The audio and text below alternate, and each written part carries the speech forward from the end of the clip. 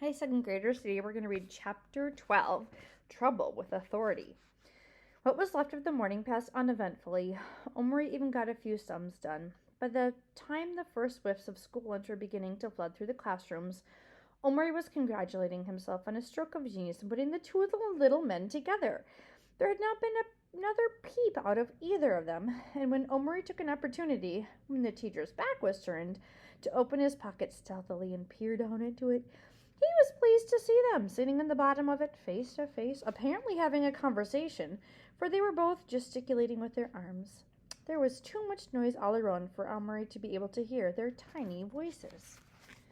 He'd given some thought to the matter of their lunch. He would separate them for that, one into each pocket, and slip some dry bits of food down to them.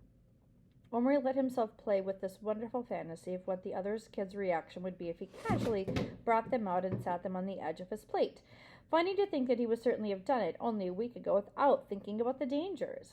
The bell rang at last. There was the usual stampede, and Omri found himself in the lunch line next to Patrick. "Come on, then, hand him over," Patrick whispered over his tray as they shuffled toward the fragrant food slots. "Not now. Everyone see. You said at lunchtime." "After lunch." "No, I want to feed them." "Well, you can have Boone, but I want to feed Little Bear." "You said I could have them both," said Patrick, no longer in a whisper. Others in the line began to turn their heads. "Will you shut up?" hissed Omri. "No," said Patrick in a loud, clear voice. He held out his hand. Omri felt trapped and furious. He looked into Patrick's eyes and saw what happens even to the nicest people when they want something badly and are determined to get it. Come what may, Omri slammed his empty tray down on the floor and, taking Patrick by the wrist, pulled him out of the line into a quiet corner of the hall. "Listen to me," Omri grated out between teeth clenched in anger. "If you let anything happen to Little Bear, I will bash you so hard your teeth will fall out." This is, of course, what happens to even the nicest people when they are in a trap. With that, he groped in his pocket and brought the two little men out. He didn't look at them or say goodbye to them. He just put them carefully into Patrick's hand and walked away. Omari had lost his appetite, so he didn't even get back in the line, but Patrick did. He even pushed a bit. He was so eager to get some food to give to the cowboy and the Indian. Omari watched from a distance. He wished now he hadn't been too angry and gave Patrick some pretty clear instructions, like telling him to separate them. Now that he thought about it, perhaps it wasn't a good idea to feed them in a pocket. Who wants to eat something that's descended between two layers of cloth and collected bits of dust and fluff? If he'd still had them, he would have taken them to some private place and taken them out to eat properly. Why had he ever brought them to school at all? The dangers here were too awful. Watching, he suddenly stiffened. Patrick had reached the food slot now and received his dinner. He almost ran to it with the table. He did try to go to one in the outside row near the windows, but a lunch lady stopped him and made him sit in the middle of the hall.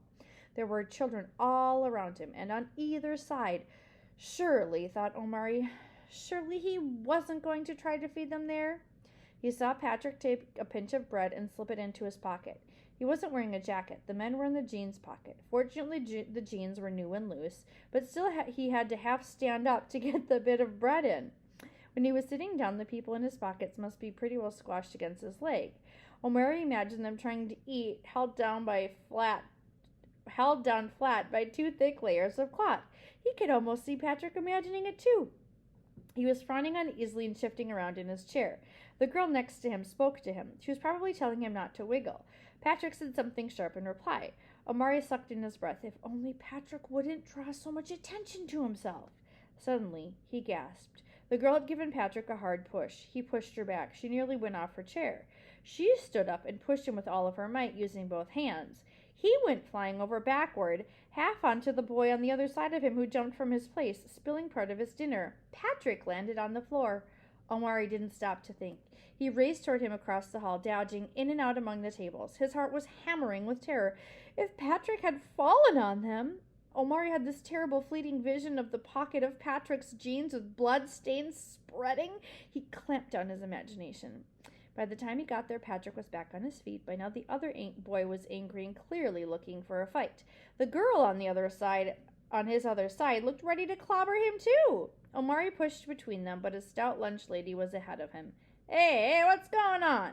she asked, barging in with her big stomach and sturdy arms. She grabbed Patrick with one hand and the other boy with the other and kind of dangled them at arm's length like a pair of cats. "No fighting in here, thank you very much. or you'll be out to the headmaster's office before you can say knife, you old booming pack of ya.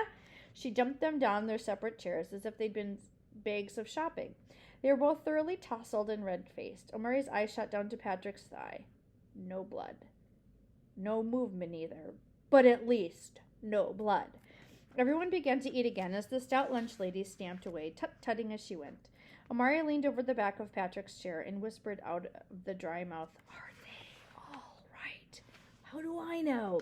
said Patrick sulkily, but his hand crept down and delicately explored the slight bump on the top of his leg where his pocket was. Omari held his breath. "Yeah, they're okay. They're moving," Patrick muttered. Omari went out to the playground. He felt too jumpy to stay indoors or eat or anything. How would he get them back from Patrick, who quite obviously was not a fit person to have charge of them? Nice as he was as a friend, he just wasn't fit. It must be because he didn't take them seriously yet. He simply didn't realize that they were people. When the bell rang, Omari still hadn't come to any decision. He hurried back into school. Patrick was nowhere to be seen.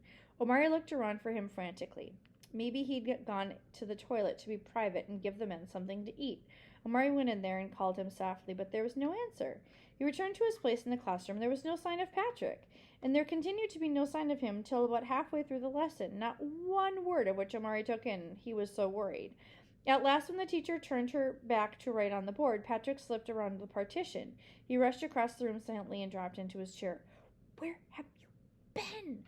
asked Omari under his breath. "In the music room," said Patrick smugly. The music room was not a room at all, but a little alcove off the gym in which the musical instruments were stored, together with some of the bulkier apparatus like the long horse. "I sat under the horse and fed them," he muttered out of the side of his mouth. "Only they weren't very hungry." "I bet they weren't," said Omari, "after all they'd been through." "Cowboys and Indians are used to rough treatment," Patrick retorted. "Anyways, I left some food in my pocket for later if they want it." "It'll get all squashy." "Oh, so what? Don't fuss so much. They don't mind." "How do you know they don't mind?" said Omari hotly, forgetting to whisper. The teacher turned around. "Oh, ho! There you are, Patrick. Where have you been? May I inquire?" "Sorry, Miss Hilton. I didn't ask if you were sorry. I asked where you'd been." Patrick coughed and lowered his head. "In the toilet," he mumbled. "For nearly 20 minutes. I don't believe you. Are you telling me the truth?" Patrick mumbled something. "Patrick, answer me, or I'll send you to the headmaster." That was the ultimate threat. The headmaster was very fierce, and could make you feel about 2 inches high. So Patrick said, "I was in the music room, and that's true, and I forgot the time." "And that's not true," added Omari silently. Miss Hilton was nobody's fool, and she knew it too. "You'd better go and see Miss Johnson," she said. "Omari, you go too, chattering away there as usual. Tell them I said you were both disturbing the class and that I'm extremely tired of it." They both got up silently and walked through the tables while all the girls giggled and the boys smirked or looked sorry for them, according to whether they liked them or not. Omari glanced at Patrick under his eyebrows. They were in for it now. Outside the headmaster's office, they stopped. "You knock," whispered Omari. "No, you," retorted Patrick. They dithered about for a few minutes, but it was useless to put it off, so in the end they both knocked together. "Yes?" came a rather irritable voice from inside. They edged around the door. Mr. Johnson was seated at his large desk, working at some papers. He looked up at once. "Well, you two, what was it this time? Fighting in the playground or talking in class?" "Talking," they said, and Patrick added, "and I was late." "Why?" "I just was." "Oh, don't waste my time," snapped Mr. Johnson. "There must have been a reason." "I was in the music room and I forgot the time," Patrick repeated. "I don't remember you being especially musical. What were you doing in the music room?" "Playing." "Which instrument?" asked Mr. Johnson with a touch of sarcasm. "Just playing."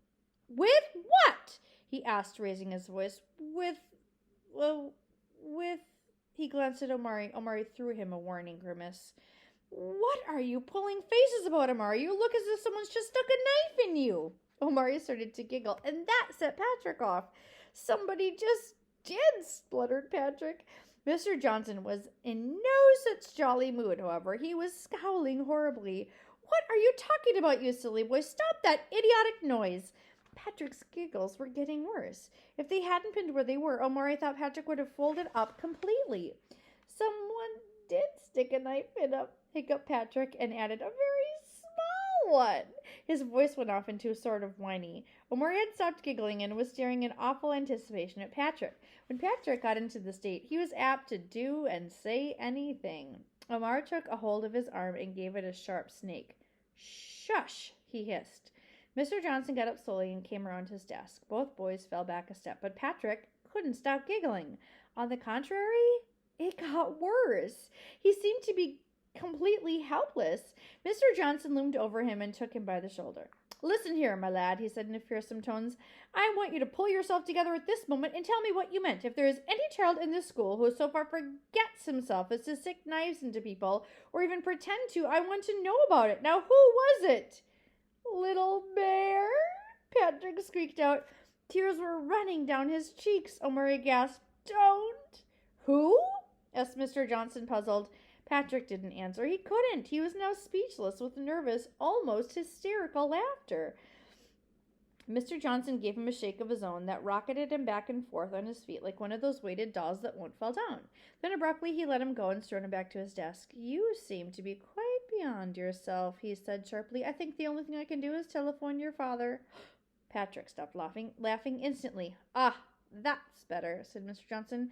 Now, who did you say stabbed Omari? Patrick stood rigid, like a soldier at attention. He didn't look at Omari. He just stared straight at Mr. Johnson. I want the truth, Patrick, and I want it now. Little Bear, said Patrick very clearly and much louder than necessary. Little who? Bear. And Mr. Johnson looked blanked, as well he might. Is this somebody's nickname, or is this your idea of a joke? Patrick gave his head one stiff shake. Omari was staring at him as if half paralyzed. Was he going to tell? He knew Patrick was afraid of his father. Patrick, I shall ask you once more, who is this little bear? Patrick opened his mouth. Omari clenched his teeth. He was helpless. Patrick said, He's an Indian. A what? asked Mr. Johnson. His voice was very quiet now. He didn't sound annoyed anymore. An Indian. Mr. Johnson looked at him steadily for some seconds, his chin resting on his hand. You are too old to tell these sort of lies, he said quietly. It's not a lie, Patrick shouted suddenly, making both Omari and Mr. Johnson jump. It's not a lie. He's a real live American Indian. To Omari's utter horror, he saw that Patrick was beginning to cry.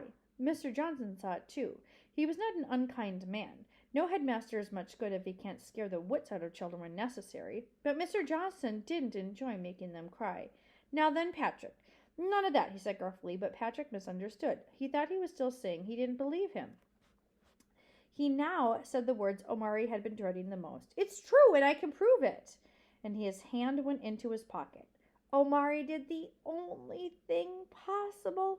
He jumped at him and knocked him over. He sat on his chest and pinned his hands to the ground. You dare! You dare! You dare! He ground out between clenched teeth before Mr. Johnson managed to drag him off. Get out of the room, he roared. I won't, Omari choked out. He'd be crying himself in a minute. He felt so desperate. Out! Omari felt his collar seized. He was almost hiked off his feet. The next thing he knew, he was outside the door and hearing the key turning. Without stopping to think, Omari hurled himself against the door, kicking and banging with his fists. Don't show him, Patrick. Don't show him. Patrick, don't. I'll kill you if I show him, he screamed at the top of his lungs. Footsteps came running. Through his tears and sort of red haze, Omari saw Mrs. Hunt, the headmaster's elderly secretary, bearing down on him. He got in a couple more good kicks and shouts before she got a hold of him, and with both arms around his waist, carried him shrieking and struggling bodily into her own little office. The minute she put him down, he tried to bolt, but she hung on. Omari! Omari! Stop it! Calm down. Whatever's come over you, you naughty boy! Please don't let him go in and stop him, Omari cried. Who? Who? Before Omari could explain, he heard the sound of footsteps from the next room. Suddenly, Mr. Johnson appeared holding Patrick by the elbow. The headmaster's face was dead white, and his mouth was partly open. Patrick's head was hung down, and his shoulders were heaving with sobs. One look at them told Omari the worst. Patrick had shown him.